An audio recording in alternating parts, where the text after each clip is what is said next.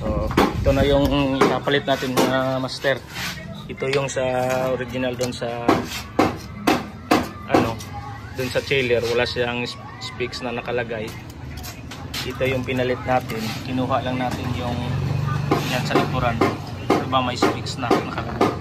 So try natin pandarin na. Saksak Charles. Yan o, mandar na. Diba? Yan o, mandar na. Sobrang ingay kasi mamaya na lang yun sa pagpakita ko. Ito kasi ito nasira to. Dito sa harap. So mamaya na lang update ng sobrang ingay dito. So andito na kami sa area mga master. Nakita nyo naman kanina walang specs. Yan o. Ito yung original. Yung ipapalit natin ito. Kinuha lang natin yung dito sa niya, sa harap niya. Kasi nasira pala ito. Kinakalawang. Tapos nung tinanggal ko pati yung bushing niya, may diferensya na dito sa harap. So hindi naman pwede nating hindi magkasya ito dito. Parang pinagpalit-palit lang natin kanina. So ito yung tumama, yung umaandar. Ito hindi talaga. May resistance pa itong coil pero sira dito. So ito na yung papalit natin. Ibabalik lang muna natin itong sakit. Tapos ipabalik natin doon kay Charles. So update na lang natin mamaya kung gagana ito. Medyo mahaba-haba kasi. So lang muna, cut lang muna natin. And tumirada na si Master Charles, ibabalik na niya. So nandun yung tornilyo Charles. So ikaw nang bahala. So ipabalik natin sa kanya para maano na natin, paandarin. So tapos pag umaandar na to, babalikan natin mamaya, i-observe muna natin kasi hindi daw masyadong lumalamig ito.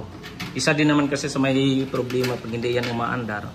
Hindi talaga masyadong lalamig kasi yan yung blower yung nagpapalamig niyan. Chiller lang kasi ito. So, pabalik natin kay Master Charles. Then, i-ano natin. I-observe natin mamaya. So, ito yung pinalitan natin. Mayroon pa naman siyang resistance. Okay pa yung coil niya. Ito lang yung problema dito sa harap. So, yung na lang, kinuha natin yung sa likuran. Dito, pati yung niyan sa loob. Pinalit na lang natin para mas madali. Wala din ka naman kasing mabilhan namin dito sa aming probinsya. So yan, binalik na ni Master Charles. Madali lang naman yan. So after nyan, papaandarin na natin. Alright Charles? Bye. Goods. So hindi na natin ito ikakat para mabilisan na lang ito, kunti na lang naman ito. Ito na lang, i-observe na lang natin to mamaya. Yan, isang tornilyo na lang, kulang. Para mas mabilisan. Doon sa kabila, kulang. Saka natin papaandarin.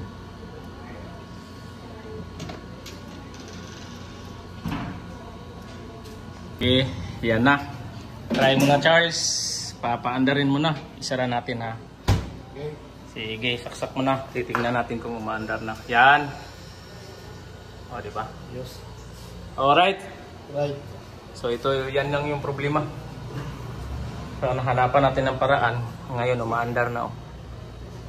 So observe na lang natin mamaya. Ipabalik na lang muna natin to kay Master Charles. Tapos palagyan natin ng mga tubig dyan mamaya. Babalikan natin hapon. Kasi mayroon pa kaming gagawing iba. Yan o, diba kumandar, kita nyo na. So, next time na lang ulit. Tapos na rin yung aming home service. May magamit na naman sila. Maraming salamat mga master.